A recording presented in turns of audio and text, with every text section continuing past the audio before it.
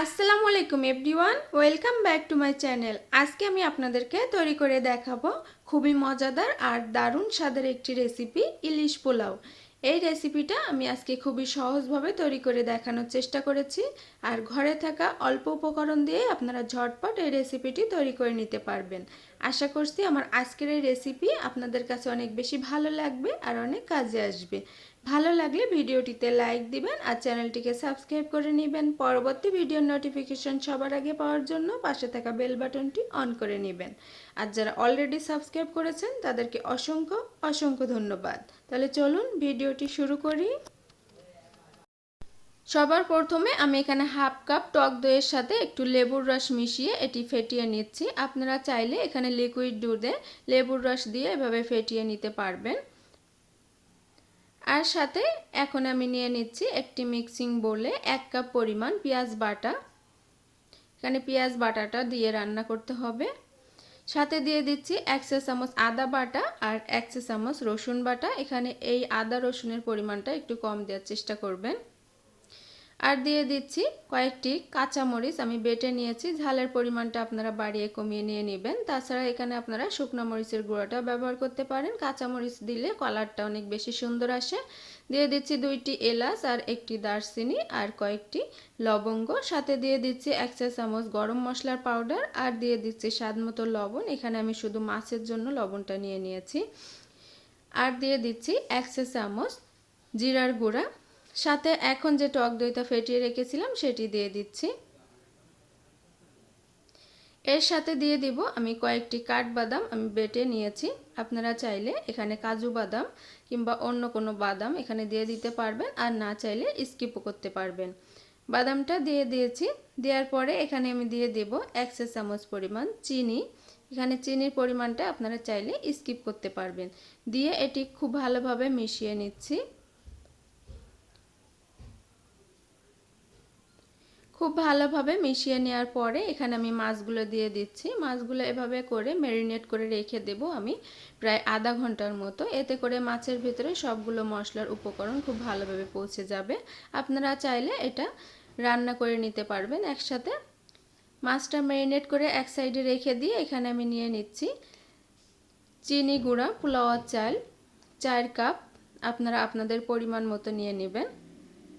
4 cup pulao চাল নিয়ে এটা ভালোভাবে ধুয়ে আমি পানি ঝরিয়ে নেব।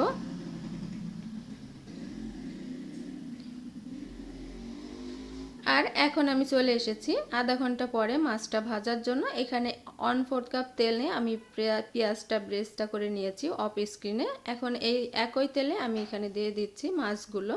ম্যারিনেট করে রাখা মাছগুলো দিয়ে আমি রান্না করে নেব। তেলের ওপর দিয়ে আমি এটি এখন আলতোভাবে একটু নেড়ে চেড়ে দিব। এটি কিন্তু খুব আস্তে আস্তে অর্থাৎ আলতোভাবে করে নিতে হবে, তা না হলে কিন্তু মাছটি ভেঙে যাওয়ার সম্ভাবনা থাকবে। যেহেতু মাছটি আমরা ভেজে নেই নাই, আপনারা চাইলে মাছটি এখানে ভেজে নিতে পারবেন। অনেকটা রান্না হয়ে গিয়েছে, আমি একটু উল্টিয়ে পাল্টিয়ে দিয়ে নিচ্ছি। মশলার উপর থেকে তেল ছেড়ে দিয়েছে। এখন এই মাছগুলো উঠিয়ে নেওয়ার পালা। আপনারা চাইলে এরকম একটা চিমটি দিয়ে আপনারা এই মাছগুলো উঠিয়ে নিতে পারবেন। এতে করে মাছগুলো ভাঙার সম্ভাবনা খুবই কম থাকে। যদি আপনাদের কাছে না থাকে যে কোনো স্প্যাচুলা দিয়ে এটি তুলে নিতে পারবেন। সবগুলো মাছ আমি তুলে নিয়ে মশলাটা আরও 1 মিনিটের মতো আমি কষিয়ে নেব। মশলাটা 1 মিনিটের মতো কষানো হয়ে গেলে এটি আমি চুলা থেকে নামিয়ে নেব। আর অন্য একটি প্যানে আমি দিয়ে দিচ্ছি 1/4 কাপ সয়াবিন তেল। তেলটি গরম হয়ে গেলে এখানে আমি দিয়ে দিব পানি ঝরিয়ে রাখা চালগুলো।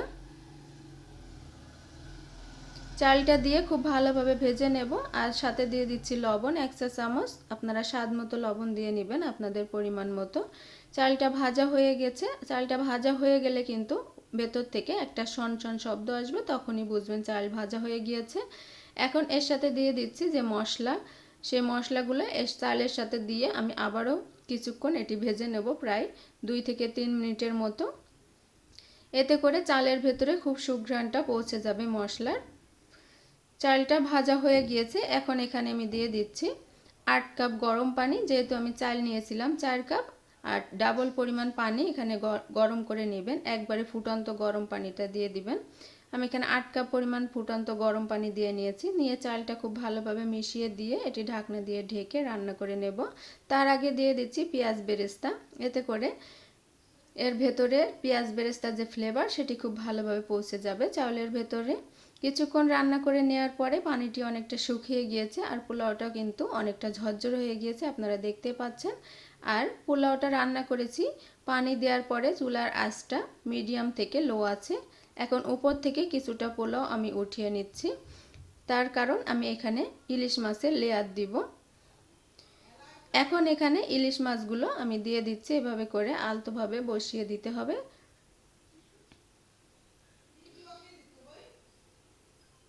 সবগুলো বসিয়ে দেওয়ার পরে এর উপরে আমি দিয়ে দেব আরও একটি পেঁয়াজ বেরেস্তা। এর উপরে দিয়ে দেব যে বাকি পোলাওগুলো উঠিয়ে রেখেছিলাম সেটি আমি এখন দিয়ে দিচ্ছি। দিয়ে আমি ঢাকনা দিয়ে ঢেকে চুলার আঁচটি একবারে লোতে দিয়ে রেখে দিব প্রায় আধা ঘন্টার মতো। এতে করে এর ভেতরে ইলিশ মাছের যে ফ্লেভার সেটি খুব ভালোভাবে পৌঁছে যাবে। এখন এভাবে করে মাছগুলো আগে উঠিয়ে নেবেন উপরে পরিবেশন করার আগে। উঠিয়ে নিচ্ছি মাছগুলো উপরে, আর পোলাওটা আপনাদেরকে দেখিয়ে দিচ্ছি কত সুন্দর ঝরঝরা হয়েছে। এখন আমি এটা পরিবেশন করে নিচ্ছি।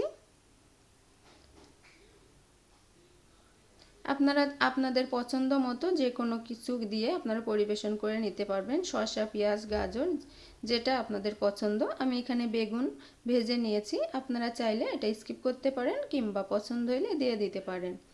তো ভিউয়ার্স, আশা করছি আমার আজকের এই রেসিপি আপনাদের কাছে অনেক বেশি ভালো লেগেছে আর অনেক সহজও লেগেছে। ভালো লাগলে চ্যানেলটি সাবস্ক্রাইব করার অনুরোধ রইল। আর আমার এই ভিডিওটি যারা ফেসবুক থেকে দেখছেন তারা আমার পেজটিকে ফলো দিবেন আর একটি লাইক দিয়ে আমার পাশে থাকবেন। আজকে এই পর্যন্তই, অন্য কোনো রেসিপি নিয়ে আবারও চলে আসব। সেই পর্যন্ত সবাই ভালো থাকবেন, সুস্থ থাকবেন, আমার ফ্যামিলির জন্য দোয়া করবেন। আল্লাহ হাফেজ।